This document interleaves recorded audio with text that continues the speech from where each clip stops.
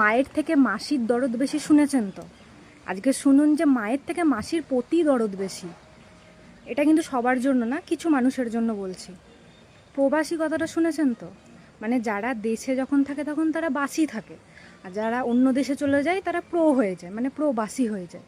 এবার তারা যখন বাসে থাকতে শুরু করে তখন তাদের মনে হয় সেই জায়গাটা হচ্ছে পৃথিবীর সব থেকে উন্নত জায়গা, টেকনোলজির দিক থেকে, যা খুশির দিক থেকে। আর যেখানে তারা এতদিন বাসি হয়েছিল সেটা হচ্ছে বিভিন্ন মানে প্রচুর পিছিয়ে পড়া একটা দেশ।